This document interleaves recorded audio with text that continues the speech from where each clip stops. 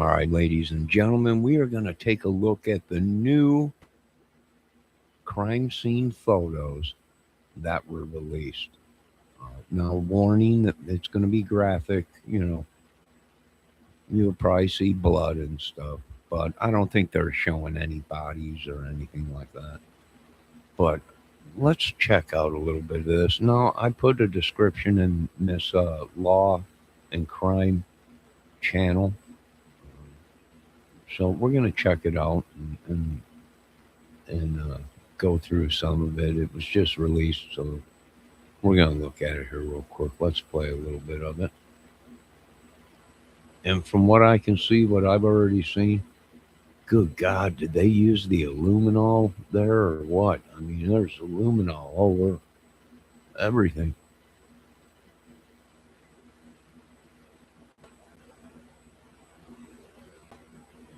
Click the link below or scan that QR code that you see right there on your screen. For months now, different law enforcement agencies have been releasing photos and reports for the investigation into the murders at 1122 King Road. And now Idaho State Police have released nearly 2,800 photos from the crime scene. This is actually the fourth batch of photos that the agency has released, and some are actually similar to others that we've seen before, while others are much different. Now, I've pulled many of these photos. I'm going to show them to you and why I think they're important to the investigation. While there are other photos that are simply just too graphic to share, there is a lot of blood in many of them, and they're absolutely heartbreaking. We're not going to show those photos with you. I can tell you that what you can see in Xana Kernodle's bedroom shows just how hard she fought to save her life. We know that she suffered more than 50 stab and slash wounds. Her bedroom looks like something out of a horror movie. Ethan Chapin, as we've told you, was killed in his sleep, and he was in her bedroom as well. The house on King Road is where best friends Maddie Mogan and Kaylee Gonsalves were stabbed to death in the early morning hours of November 13th, 2022. Maddie and Kaylee were sleeping in the same bed in Maddie's bedroom on the third floor. As I mentioned, Xana and her boyfriend Ethan were killed in her bedroom on the second floor. Two roommates who lived in the house, Dylan Mortensen and Bethany Funk, survived and were not harmed. By now, you know that Brian Koberger, a Washington State criminology PhD student, pleaded guilty to committing these murders and was sentenced to 4 consecutive life sentences for the crimes last summer. Have you had enough time to decide whether or not to plead guilty? Yes. Are you pleading guilty freely and voluntarily? Yes. Given your choices, do you believe it's in your best interest to plead guilty? Yes. Have you discussed fully the matter of pleading guilty with your attorney, and are you satisfied with the advice you've received? Yes. Has your attorney advised you to your satisfaction about what your rights are, what your defenses may be, and what the possible consequences to you of your guilty plea are? Yes. Has your attorney done everything you've asked them to do? Yes. Are you satisfied with their representation of you? Yes. Has anyone promised you anything in exchange for your plea agreement? No. Has anyone told you to be untruthful in answering my questions today? No. Has anyone offered you a reward of any kind other than the plea agreement in order to get you to plead guilty today? No.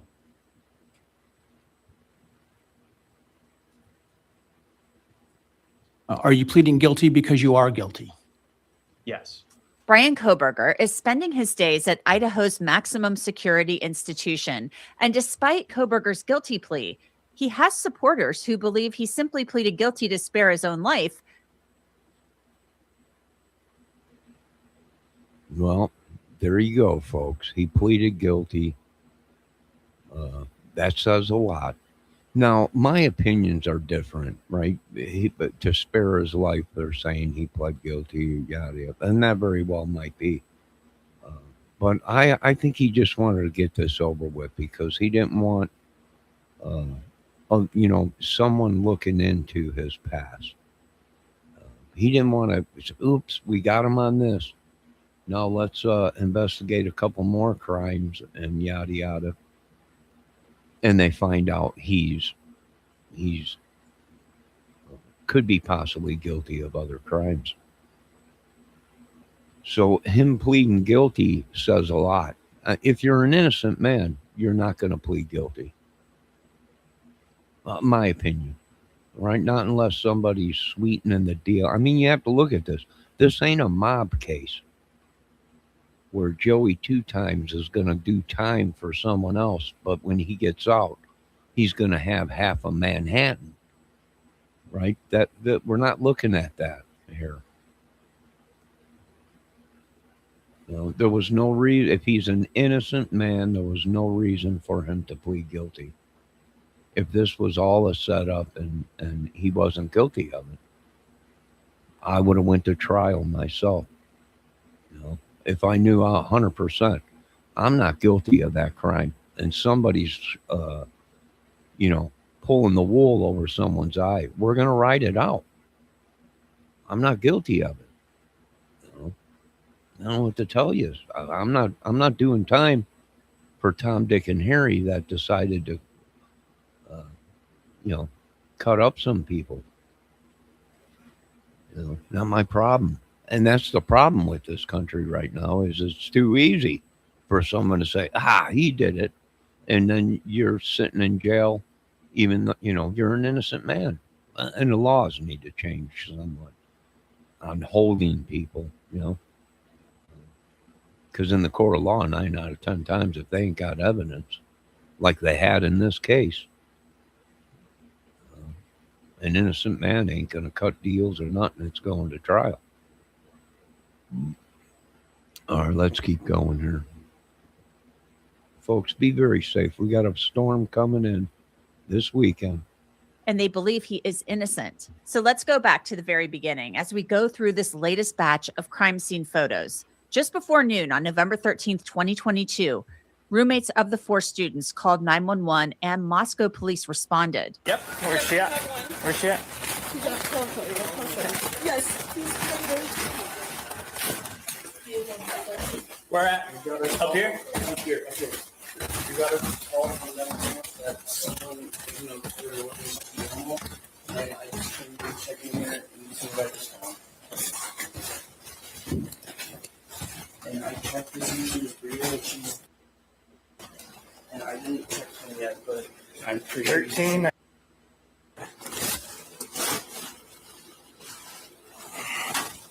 Okay, do it.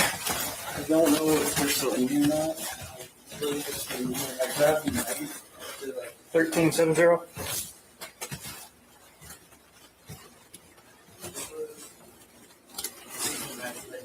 Okay, stay back there, please.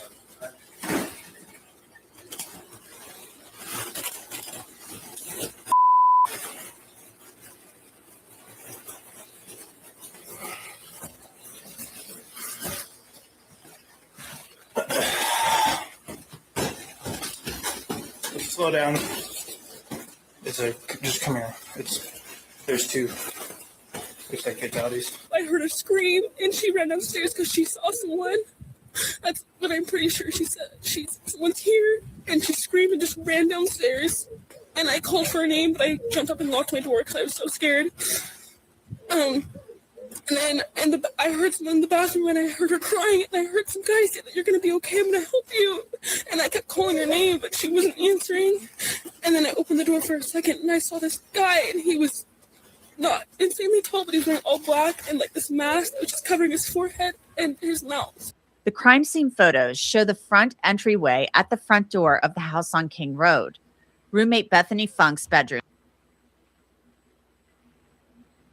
All right, so this witness says she's seen him. He had something on that covered his forehead and the front of his face, but she could see his eyes. A ski mask. Now, what did we see out there before this was a gentleman that was running around in town that was caught on camera.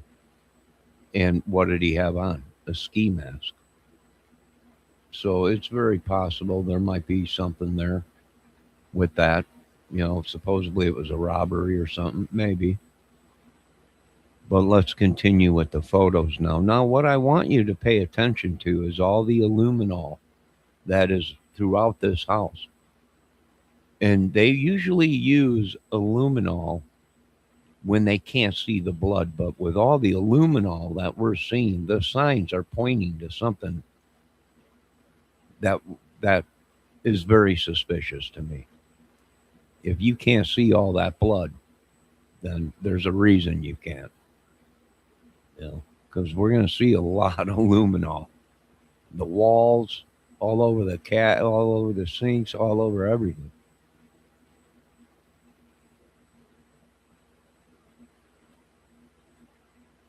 Is on that first floor. That is where she and Dylan spent the night after Dylan said she saw a man in all black walking through the house and heard Kaylee say, "Someone's here." The bed is small and it's disheveled, unmade, as the girls went outside after calling their friends to come over to check out the house and call 911 when they couldn't reach their roommates. They also show the staircase that leads to the second floor. That set of stairs leads to the living room area where there's a large sectional couch. There's also a beer pong table in the living room area. Then there's the kitchen off of the living room. It appears that the kitchen was processed very thoroughly.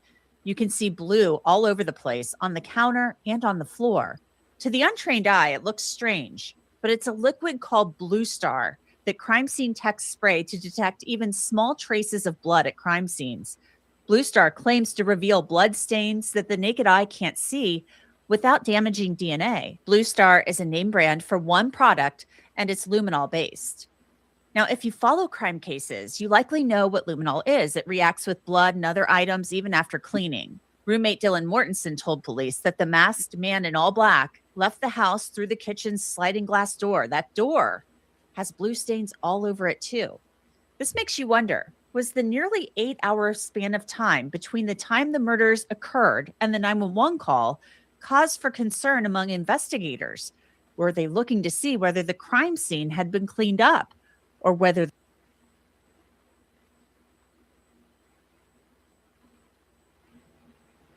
Well, with that much aluminol, this lady is saying that the investigators thought maybe something up. Well, maybe, you know, if there's all this blood that they're talking about in this case, uh, and these police can't see it, then something's up.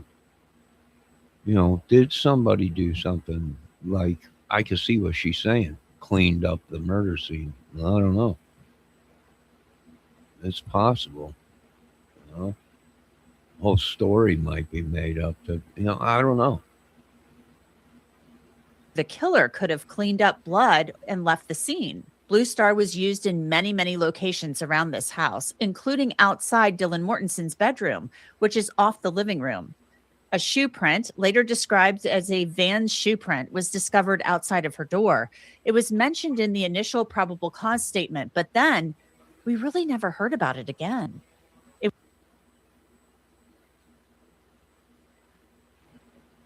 Well, that is interesting. We didn't hear about it again, but why wouldn't you be able to see a shoe print that was bloody?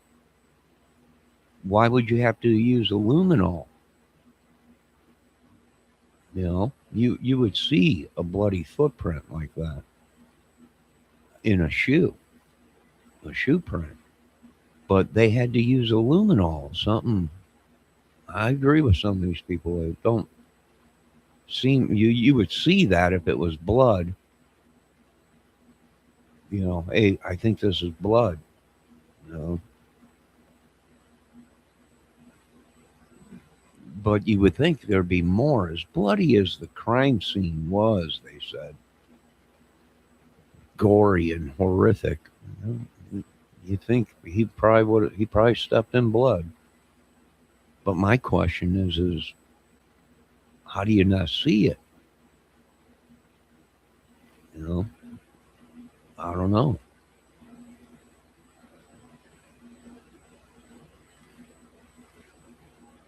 How do you do that much damage and you don't leave footprints or bloody handprints? It was suggested it could have been the killer's footprint. Blue Star was also used on the handrail that leads from the second floor to the ground floor in an effort to look for blood that can't be seen by the naked eye.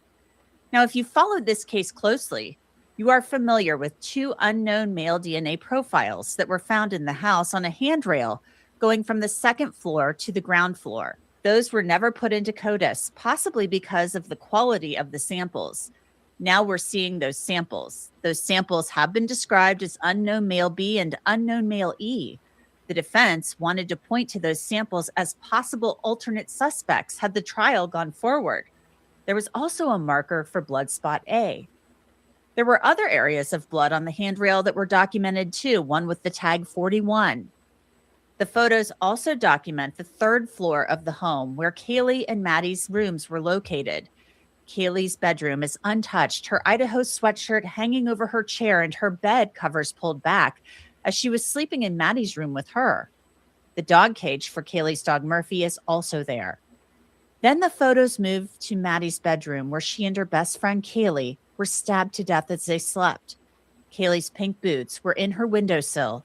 You could see those from the outside of the home. Photos of the K-bar knife sheath, the USMC symbol side down on the bed are also included. The sheath had been described in court documents as being next to Maddie's leg and partially under the comforter. The handle portion of the sheath is hanging off of the bed in one photo. How the sheath was left there and why has been a lingering question. Was it dropped there in a frenzy and forgotten?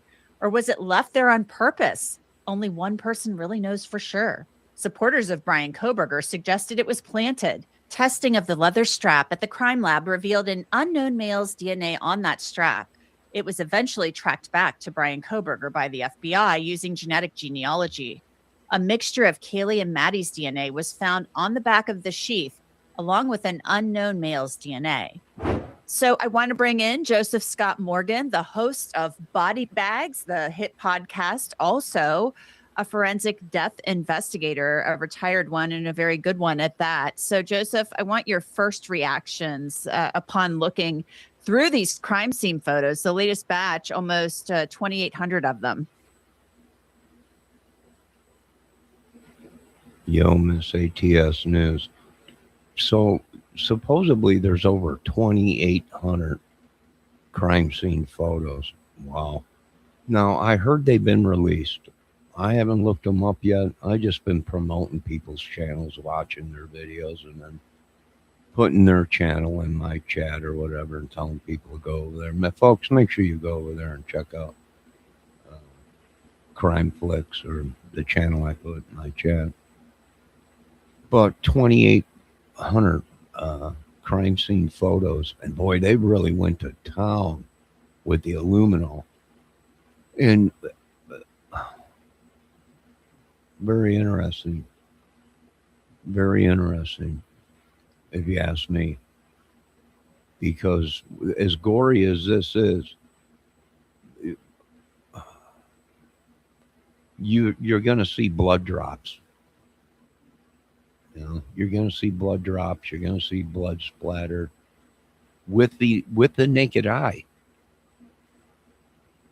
You know, how does someone step in blood and then step on a floor and you can't tell that that's a blood footprint, that it's, you know, I don't know. It is very interesting because there is a lot of people saying, good God, did you see all the aluminol in the kitchen, on the floors and on the stairs and everything, you know? Well, if they had to use all that, then Brian Kohberger did his job very good, or whoever was helping him, if there was helpers. I don't know how he did something like this and didn't leave blood. It's obvious there would have been blood all over. You know, it is very interesting because using that much aluminol, I think I don't know. I'm starting to look and agree with the other people that, you know, was there some attempt to clean something up before he left? Maybe, I don't know. He usually doing something like that, you don't stick around. You're in and out. And it was a big chance for him to even go in that house not knowing how many were there. and if there was weapons in the house. You know, all four of them girls could have had their boyfriends staying there. But he went into that house, or whoever did, I think it was him, from my opinion. He was going in to do something, and no matter who was in that house, he was going to complete his madness. Well, people ain't looking at how did this guy know go in there, and did he know it was just going to be all girls? Did he know that the one guy was staying there? Now the blood on the railing, it'd be interesting to see who it is, because what if they get the way the way he killed these people wrong? What if he went upstairs to do something and someone downstairs, the boyfriend downstairs, rushed up to see what happened and there was an altercation, and then the one boyfriend runs back down to go to his room or whatever, but they're saying he was killed in his sleep. So that takes him out of, unless they got it wrong. Let's keep listening to this, see what this guy's got to say. I think I'm going to look up them photos and see what we could see in there.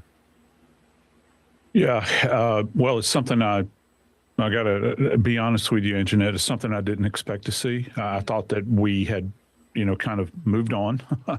I don't guess I should be surprised, but here we are, and we have to engage and talk about this, because I think the first thing that struck me was the sheer volume that was released. And some of the stuff is benign. It's stuff that we do at crime scenes, kind of orientation shots, because, to show negatives is just as important to show positives. An absence of something is just as significant as the presence of something. Okay. So there's a lot of stuff in there like that. However, when it gets down to brass tacks, you see the extent to which the crime scene investigators went at the scene, because to say that there is to say there's a copious amount of Blue Star application here is an understatement. They used it, and I understand why they're using it. And they're trying to pick up on the most minute evidence of blood that's there in that environment, that was contained there in that house that all four of these people shared. All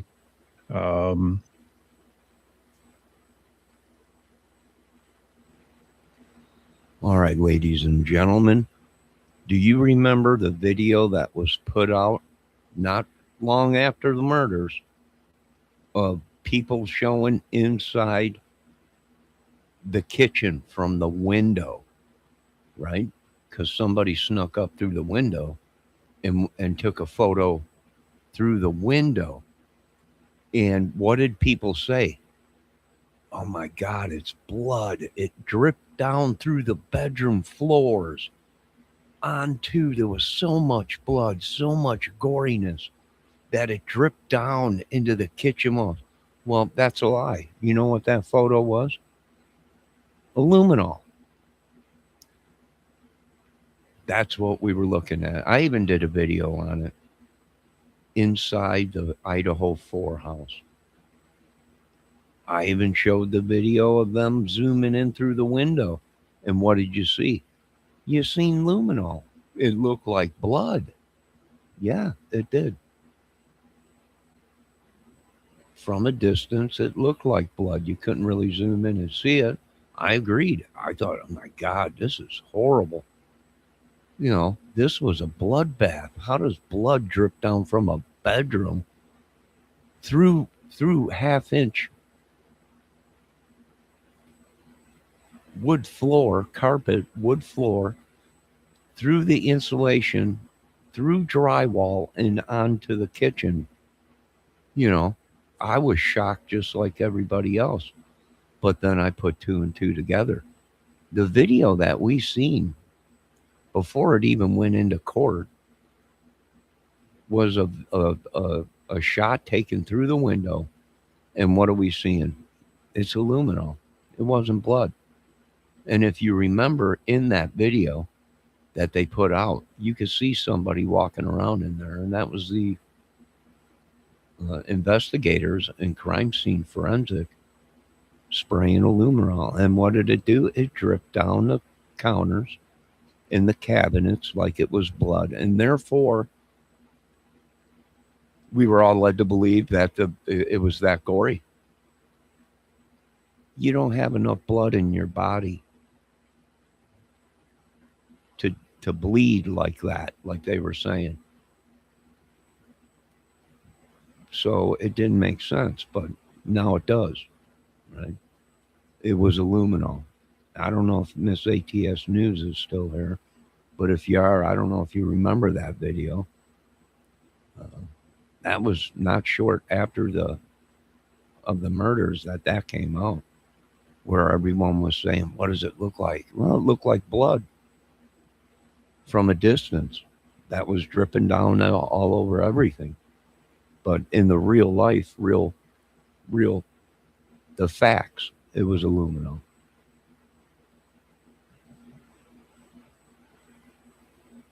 And they're trying to pick up on the most minute evidence of blood that's there in that environment, that was contained there in that house that all four of these people shared, just to identify it. Because, certain times we'll walk into scenes and you look around, and there's certain things, we use a term in science called viewing something with the unaided eye. Mm-hmm. And there's, within our spectrum, we cannot pick up on it. So you need this illumination. And Blue Star, though it varies from luminol, it's the same purpose. It's interacting with the iron in our blood. Everybody knows, they tell you, you need iron in your system for your blood, right?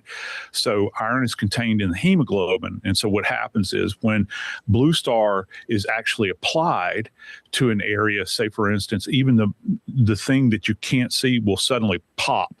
And you can see that in a couple of shots here where you have the application of Blue Star, and then all of a sudden, standing out within that kind of array, you'll see these kind of hyper white areas. Well, that means there's blood there. Okay. Mm-hmm. And the photos that we're viewing right now, indicate that there is a presence of blood. And it paints a rather ghastly picture. I want to ask you specifically about the kitchen area. We have Blue Star being used in large quantities in the kitchen area and along the slider door.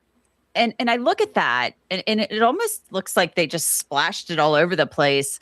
Is that because they're looking potentially at the possibility that there was a crime scene cleanup here? I mean, you go into a crime scene, you don't know what you've got. You know what your witnesses have told you.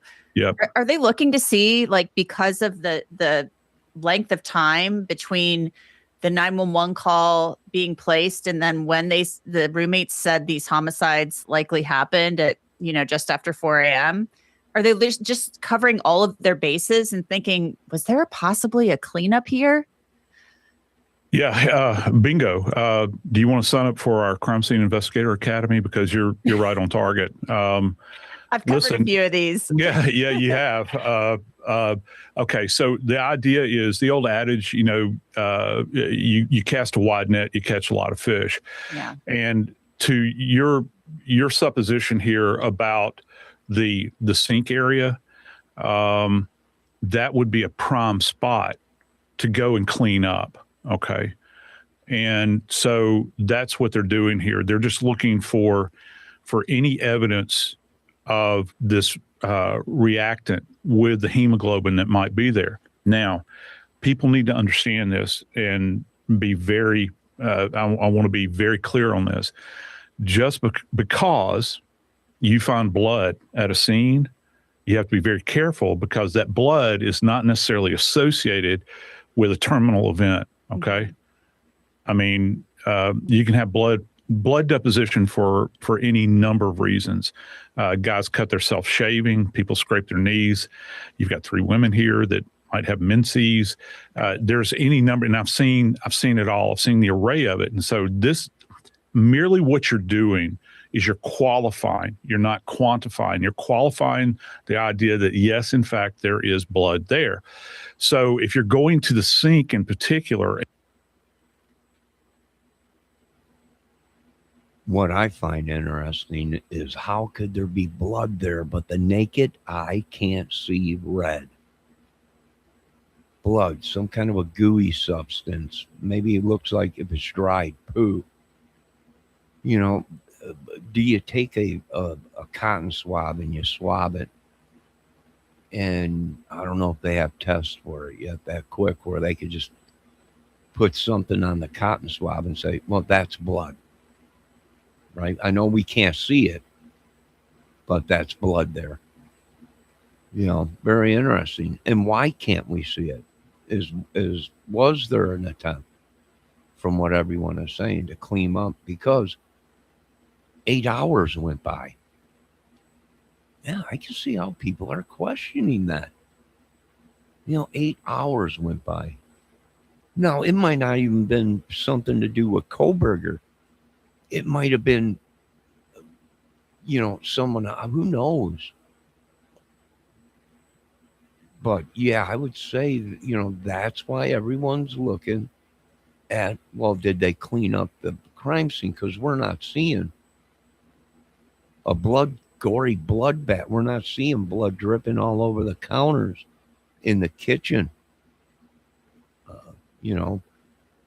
with the photos and everything. And even I said, yeah, that looks like blood. It looks like blood, but there was one problem with that. You don't have enough blood in your body to you only have what, a gallon? If that. It's not gonna seep through half-inch plywood in 8 hours, the insulation, then the drywall, and drip all over the counters downstairs and everything. And it certainly ain't gonna run down the outside wall. I think that was probably grease, plumber's grease, from hanging that oil pipe, the old oil pipe. Or even glue, some kind of adhesive. Very interesting. I agree with a lot of them on that. and around that area, one of the things you're thinking about is that, yeah, this would be a prime spot.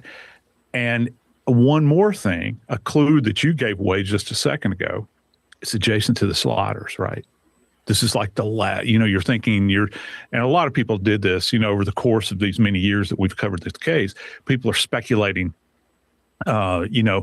egress, points of egress, and, trying to remove yourself from that location. Well, the last thing that maybe a perpetrator would want to do is clean their hands before they leave, or clean an instrument or something like that, and then hop out the door. That's significant. But I got to tell you, just reviewing the images right now, I see as I had mentioned, a copious amount of Blue Star being applied at the sink. Mm-hmm. But those little white, those kind of hyper white little dots. And again, I've got a very limited view here from what we have. I don't see that presentation here. Interesting.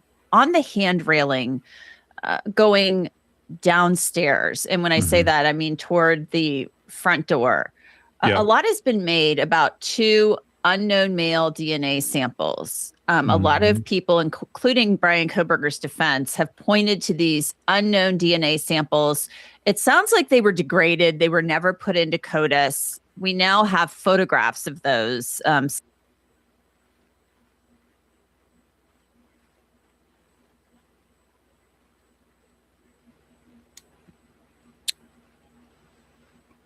I want to bring up these 2 drops of blood that they found on the railing going downstairs to the front door. You know how you open up the front door? If you turn to the left, the stairs are right there to go up.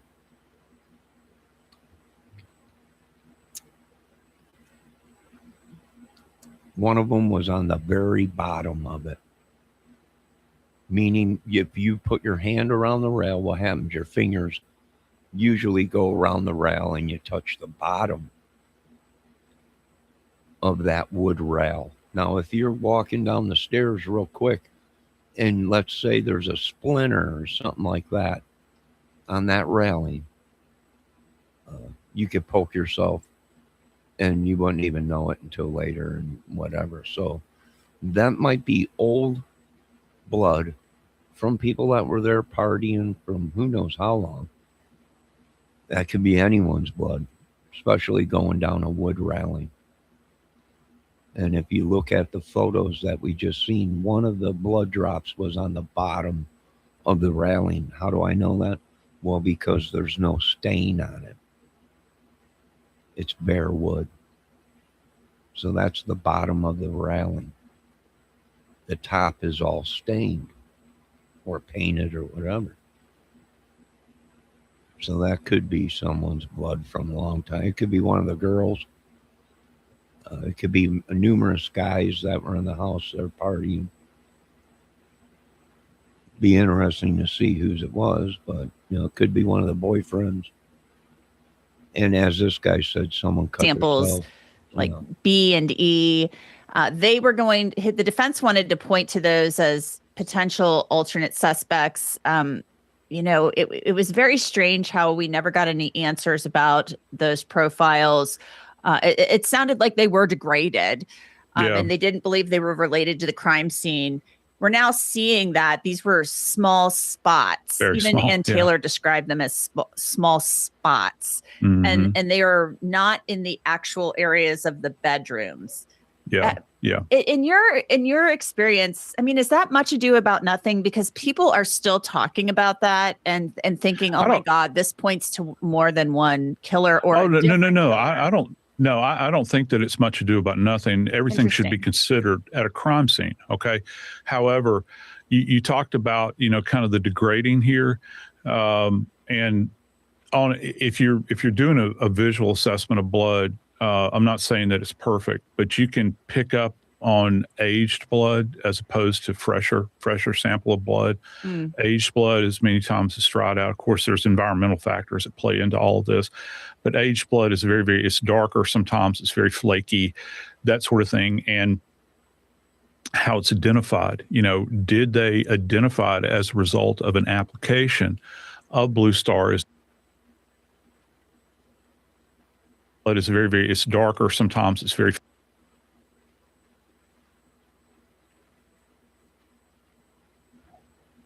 All right, I just want to say that looks like the bottom of the railing. Why do I say that? Because you see the white paint on the bottom of the railing. If you look on the sides, it's stained. Excuse me. So what they did was they're looking at it from below, or they took the railing off and flipped it over. You see how it's sanded? It's natural wood. That'd be on the bottom probably.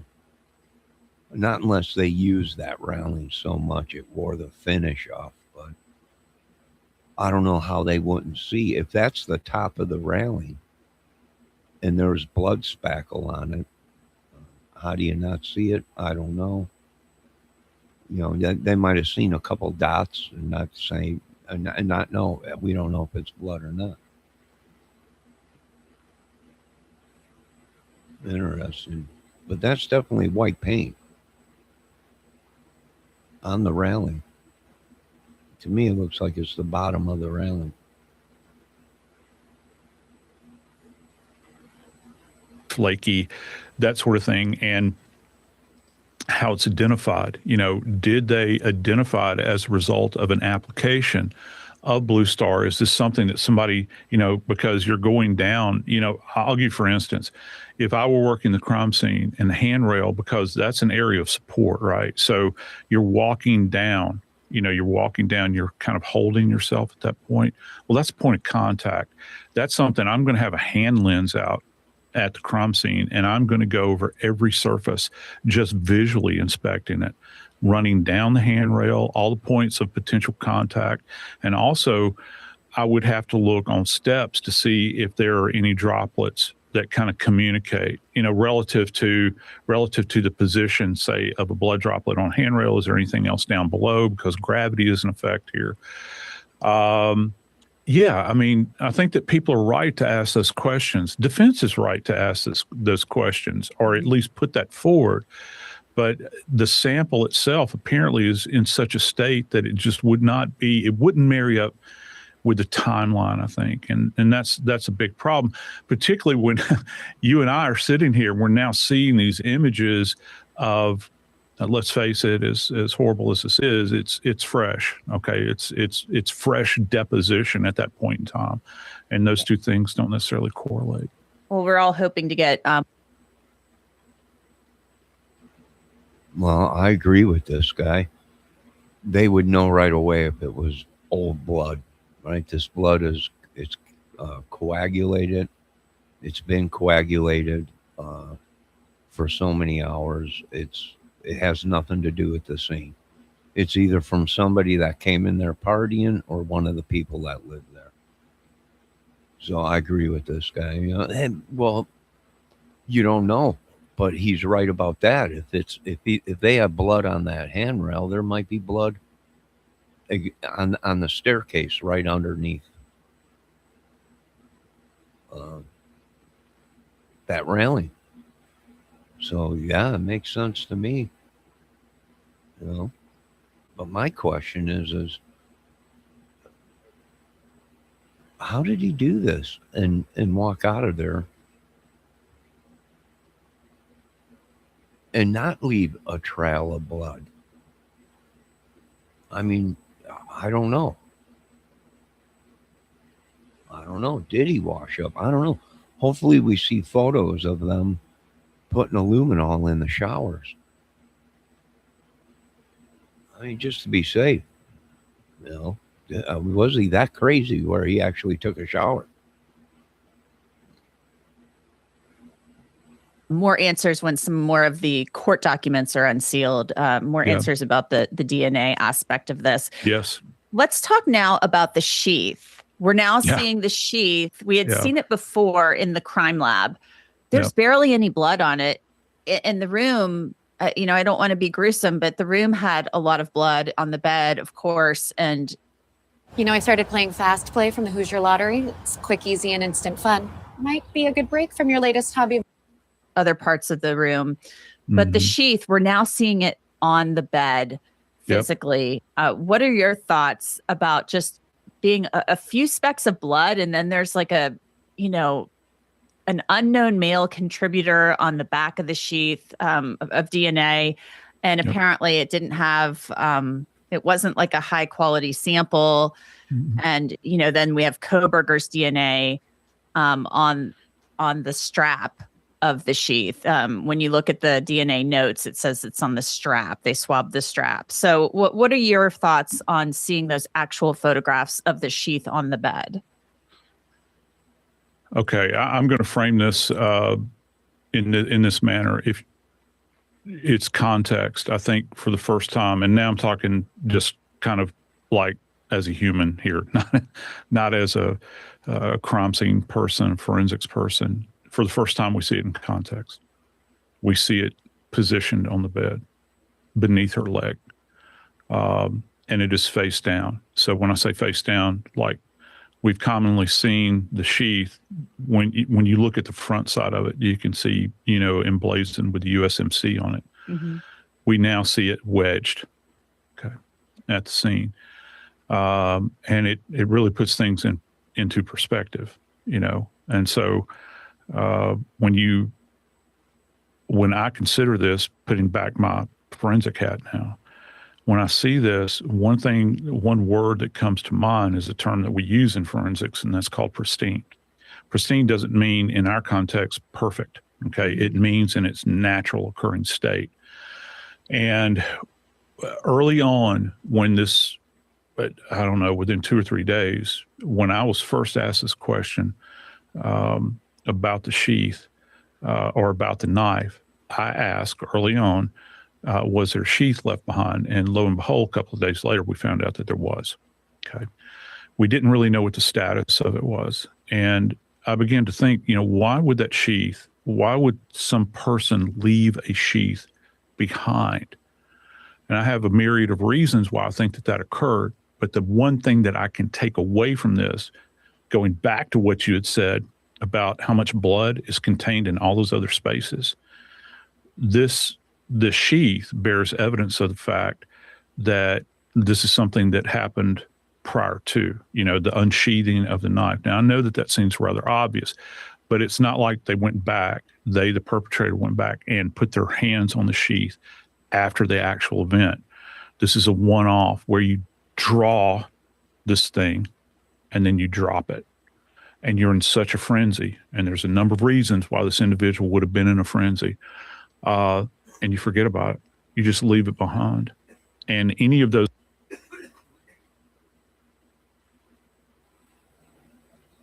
Well, that's true. What do I think? Well, if everyone was sleeping and they had all the lights off, it was dark. So he walks in, it's dark. He's all dressed in black. He unsheathes the knife. It falls on the bed, whatever. And he don't go back to get it. And this is true what this guy's saying. He never makes an attempt to pick it up again. If he did, there'd be blood on it. And there ain't no blood on the sheet. Right? So we got 2 women or whatever being killed at that time, or 2 people at one time, and the sheath is under them. So there must have been a struggle. They rolled over on it, whatever. But there ain't no blood on it that we can see. I don't know if they luminoled it to test it, but it don't appear to be bloody at all. So he never made an attempt to go back. Maybe it was dark. Maybe he thought the sheath was clean, nothing on it, no DNA, and he left it for some calling card or something to remember. I don't know. Maybe. But he don't make an attempt to grab it. There ain't even no finger marks or blood marks around the sheath that we can see. So he drops it and just leaves it in a hurry to get out of there. Well, maybe. Maybe he thought there was only certain people home. And once he got inside the house, he found out there was more people than what he thought was in the house.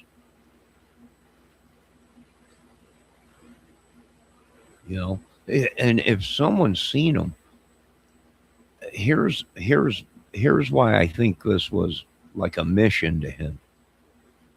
He goes in the house and the girls are screaming, there's someone in the house.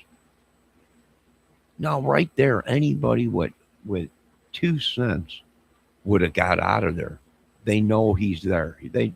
Someone's seen him. There's a chance someone is calling the police as he's walking through the house because he hears the girl say somebody's in the house. And how do we know that? Because the girl downstairs on the first floor heard the girl screaming upstairs, someone is in the house. Now, does that spook him? No. He continues on his path, knowing that girl could have ran into the bedroom, called 911, and police were on their way. Well, he stays.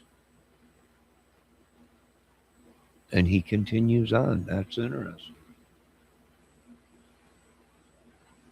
Those kind of ancillary droplets that are on there, I think that probably arose in the heat of the moment. I mean, let's look, Anjanette, let's face it. This sheath is immediately adjacent to this young woman who's been butchered. Okay. So it's not surprising that you would find, kind of a satellite deposition there, I think. But it was just left there. And that goes, I think, I'm no profiler, but it goes to this idea that the mindset that this person was in when they were attacked, they were in attack mode. And you can extrapolate a lot from that. I think it's probably a sexual frenzy. They forgot because they're so into this moment in time with the butchery that's going on, and also added that this individual may have been surprised not knowing that there was not just a single occupant in the room. They got two. There could have been two, and then Xana. And then you go downstairs and you're not thinking, not you, the universal you, your person's not thinking about, oh my gosh, I left something behind, something critical, like a sheath. Still, for the life of me, I haven't understood wanting. All right. So now this is the kitchen. And this is before the luminol. This is before the luminol. And what do we see on the cabinets? Nothing. You don't see no massive blood running down like we were led to believe not shortly after the case broke. So the photo or the video that we seen and the photos that we seen on YouTube were of inside the kitchen. But all that stuff that was running down everyone, it's blood, it's blood. Oh my God, it dripped down the walls and through the ceiling. And that was all lies. Because there's the kitchen before the luminol, and there ain't no blood. There ain't no blood on them counters, and there ain't no blood that we can see with our eyes on them counters. And my other thing is he made a mistake leaving the sheath there. Now that sheath was designed to go on the side of your belt. If he wanted to go in there and do this job and leave absolutely nothing behind to cover all his tracks, that sheath would have been on his belt.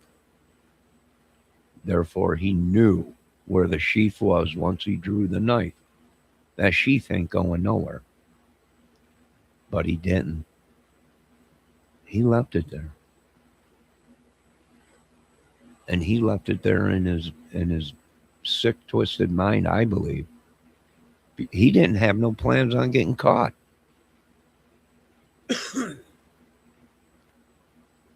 He didn't have no plan. He didn't care if he left the sheath behind or not. I think he was so sick and twisted. And everyone's saying, oh, well, it was a sexual crime. He went in there to do something other than sex. Sex was the last thing on this dude's probably mind. He was going in there to do something. And he was going to do it. And like I told you guys before, he was on a mission. He walked into that house. A girl seen him and screamed throughout the whole house, there's someone in the house. And this dude continues his mission. He didn't care who got in his way. You probably would have had to kill him because he probably would have killed anybody that was there that got in his way. You ain't got time for sex. You're an idiot, which he was. But something like that, taking out 4 people or possibly the whole house if you have to. He ain't thinking about sitting around getting his noodle wet. I don't know. Maybe. Who knows? Maybe. But then he'd be even a sicker prick to do something like that. And that takes time. because you got other people in the house screaming. There's a man in the house. And you're hearing screaming from these people. No, this dude, he's killed before. They didn't want to believe me because I'm some retard. I'm like, this Jack has killed before and got away with it. If he was going in to make sure that he walked out of there to continue on killing and getting away with it 100%, he either left evidence behind that was clean, or he took every utensil he used in his crimes with him. So him going in there with that sheath not on his belt, strapped through his belt where it can't come off. He was killed before, and he was starting to make mistakes. And they don't want to believe you. And I'm like, he's killed before, and he's making mistakes now, like serial killers do when they get so good at what they do. They don't care if they leave stuff behind. He was making mistakes. He was forgetting stuff. Maybe he was on drugs and he was just forgetting stuff. Once he got home, he was like, shit. I knew I probably should have put that sheath on my belt. Right? Because then it wouldn't have been there. If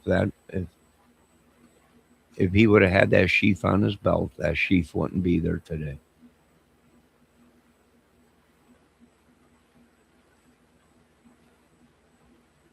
Individual would not have that belted on them, because that sheath has got such a robust belt loop on it. If anybody has not seen it, take notice of it. You go to all of this trouble to glove up, potentially to wear a coverall. And, the coveralls that we believe that were being worn didn't have belt loops. And, it's kind of in this whole grand scheme of all of this from an evidentiary standpoint, that's kind of the Achilles heel here for the perpetrator, right? The one thing that would facilitate this homicide and maybe have stretched it out even further as far as checking who this was, because that's that one kernel that's planted, relative to the DNA, where you can go out and now you begin to build out this genealogy profile based upon that. Mm-hmm. And it was left behind. It was critical error. I'm not saying that he never would have been caught. It would have been more of an uphill push, though. It would have been far more difficult to file charges in this case. It would have taken much longer without the DNA, for sure. Yep. Joseph Scott Morgan, thank you so much for your. No, I agree 100% with them. If they didn't have that sheath there, they would have had nothing to work with. Nothing, because he would have had the killing weapon. All they would have known was they were stabbed to death. What knife? Who knows? Well, I bet you he's kicking himself in the butt. But like I said, I think he's killed before. And he's manipulated people so much. He was right underneath their nose, and he was starting to make mistakes. And one of the mistakes was, and I bet you see this in other crimes that I think he committed out there. An hour away, there was a young couple that were killed the same way. Stuff taken from their house. He made a couple mistakes in that. They also seen him, or a silhouette of him. I think they were stabbed. There was one out there, murder, that I think they said a gun was used. The rumors of a gun. Well, maybe he was in possession of a gun. Who knows? But his mistake was leaving that sheep. You go back and look, I don't know. Anybody with any kind of common sense, if this was a crime, If this was a robbery and you go into a house and they see you and start screaming through there's someone in the house. What does a robber do if they're not armed or whatever? 9 out of 10 times they get the hell out of there, right? Because there's a chance you ain't got to the people that are screaming out there's someone in the house yet. You don't know if they're on the phone. You don't know, if they're close to a phone where they could pick up the phone and call 911. There's someone in my house, a stranger. But he continues on. He sees her as he's walking through, and she screams out and runs into her bedroom and shuts the door. The people all the way on the first floor heard him say there was somebody in the house. And that crazy son of a bitch stayed there and did what he did.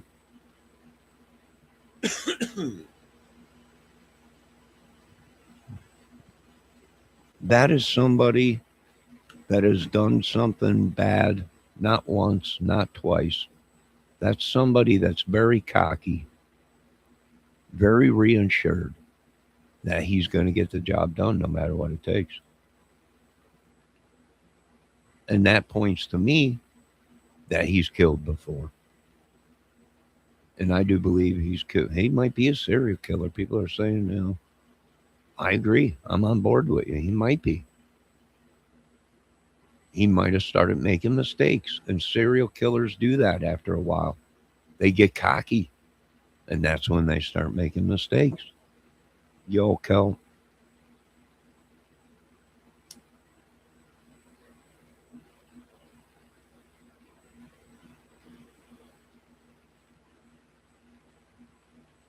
So, yeah, they got him. Do they have him on other crimes around there? I don't know. We'll have to see. Will we ever know? I don't know. I'm going to pull up that video of the Idaho 4 that I did, where they released a photo from inside the house saying that was blood dripping all over the counters. But now we know that was a lie. It was luminol. And that's the truth, because we just seen another photo before the luminol, and there was no blood dripping down the counter. So everything that we seen, the pools of blood that was on the counter and dripping down the counters and everything, was not blood.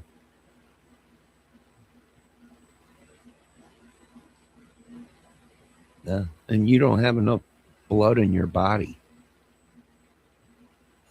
within 8 hours to soak through a half-inch, 3/4 floor. And whether you got rug on there or padding underneath it, you might have tile, you might, depending, it still ain't enough time. And it ain't enough blood.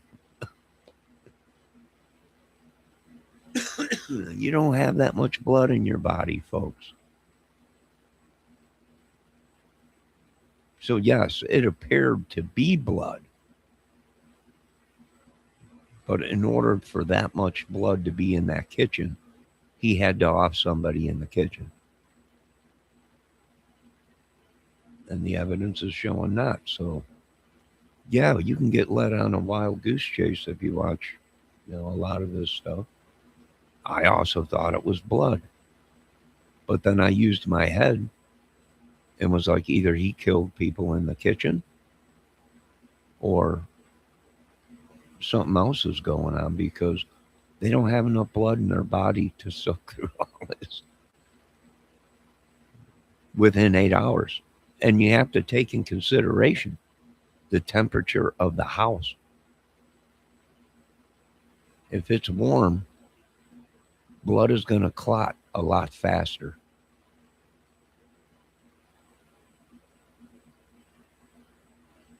Even in the cold, it slows down clotting and stuff. But If it was warm in the house, temperature plays a role in how far blood will go before it starts drying up.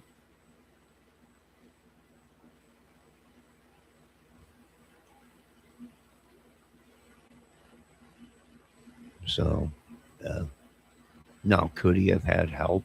No, anything's possible. Could there have been a cleanup by everyone else? Well, why would they clean up? The whole if there was signs of a cleanup, then, ladies and gentlemen, somebody in that house helped. Or other people helped or something, or it was a professional hit. Meaning Brian Kohlberger was a hitman on the side. And that's only if there was evidence that someone tried to clean up the crime scene.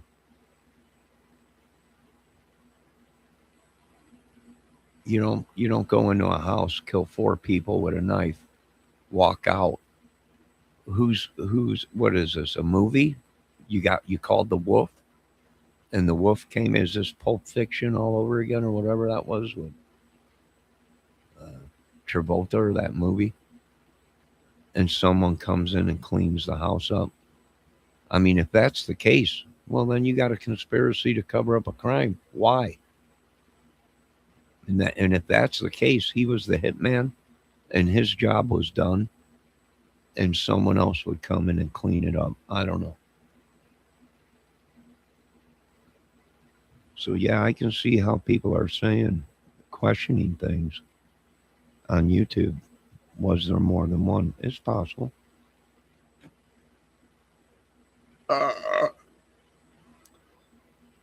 Was the crime scene not as gory? Whatever. I mean, it was probably gory, but just not enough to do what some of these people were saying. Leaking through the floors and running out the walls of the house and all that, like a Amityville horror house. No. All right, that concludes this video. Now, I'm going to check into these photos that have been released, 2,800 of them or something, and see if we can't find them and go through them. All the bodies have been blacked out. You're not going to see any bodies, but you'll see footprints, fingerprints. I wonder if they dusted for fingerprints on the railings before they sprayed aluminum. Maybe he made a mistake and took one of his gloves off before he walked out of there.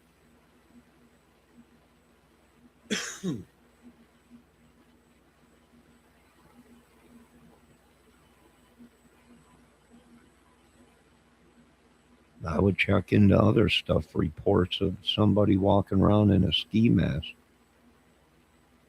trying to get in people's house. That might have been him. If he was a druggie, he might have been robbing people and doing crazy stuff to get money.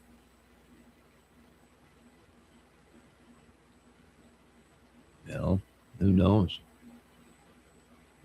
My opinion, he's killed before, because you'd have to be half crazy to go in there. And as soon as you go in there, you're hearing someone scream that there's someone in the house.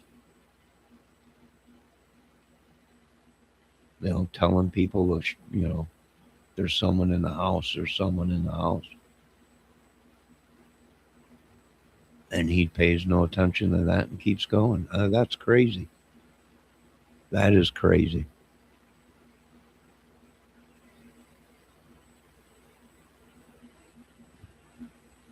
Mission. In his twisted mind, a mission. All right, ladies and gentlemen, we will be back. Now, folks, be very safe. We got a big storm coming, covering over 2,000 miles. Huge storm. Cold temps down south, snow, cold temps up here. Be safe. Stay warm. I'll be back with more content. Thank Miss ATS News and I am Kel for stopping in.